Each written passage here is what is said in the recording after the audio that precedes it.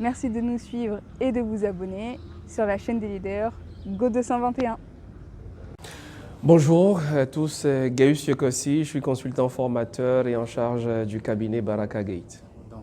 Ce matin, nous avons été honorés de vivre un moment privilégié avec les apprenants, les bénéficiaires de notre 58e promotion du laboratoire. Nous avons donc vécu ensemble le 58e bal oratoire de la promotion Soleil qui a participé à un atelier de restitution au bout de la deuxième séquence de notre formation. Il s'agissait pour ces managers, pour ces professionnels, pour ces cadres justement de restituer face à un public ce qu'ils ont appris pendant quelques jours au sein de l'univers Baraka Gate.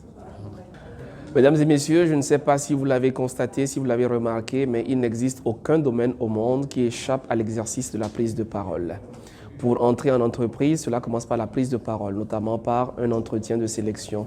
Pour progresser en entreprise, il faut participer à des réunions, des ateliers. Quand on devient manager, il faut conduire des équipes, il faut influencer, impacter, motiver, rassembler, fédérer et que sais-je encore.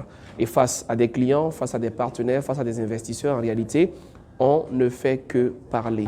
Et plus vous montez en hiérarchie, moins vous êtes appelé à écrire des mails et plus il s'agit de meetings, de réunions, de conférences, d'ateliers, de panels, d'afterwork et que sais-je encore.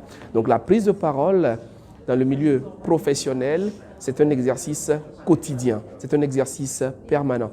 Et dans la vie que nous appelons la vie de tous les jours, c'est un exercice auquel on doit s'adonner avec sa famille, avec son épouse, avec ses enfants, avec les différentes composantes de la société, en politique, en association, dans les mouvements religieux, etc. Donc à tout moment, l'homme parle. Et c'est d'ailleurs ce qui nous différencie des animaux. C'est cette capacité-là justement, nous, à communiquer, à porter un message, à pouvoir transmettre justement nos réflexions par le truchement de la parole. Et pour aller plus loin, dans les livres religieux, il est écrit qu'au commencement était la parole.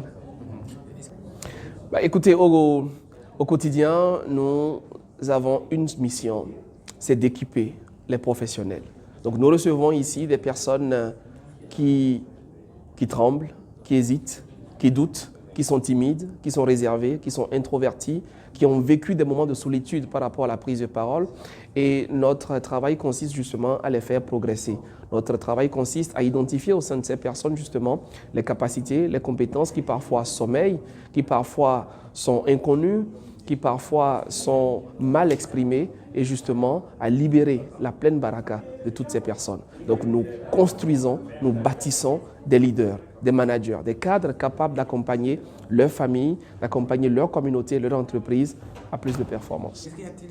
Oui, à plusieurs reprises, nous recevons des chefs d'entreprise, des cadres qui sont extrêmement compétents, qui sont expérimentés, qui ont beaucoup de capacités de résultats, mais malheureusement qui peinent justement à exprimer tout cela. Nous recevons des personnes qui préfèrent donner la parole à d'autres personnes.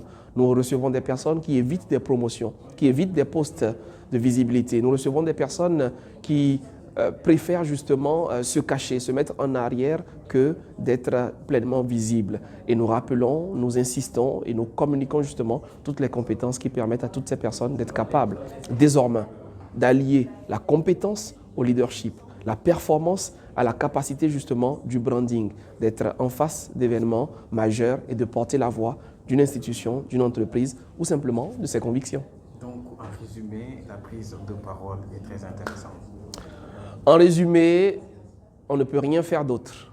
Dans la vie, on ne peut aller plus loin si on n'est pas capable de porter son message, de porter ses idées. Dans une salle, en réunion, dans une grande salle, en conférence, en atelier, ou tout simplement avec ses enfants, tout simplement avec son partenaire, avec un investisseur. La parole guide le monde. La parole est un outil de puissance au service de tout leader qui sait l'utiliser.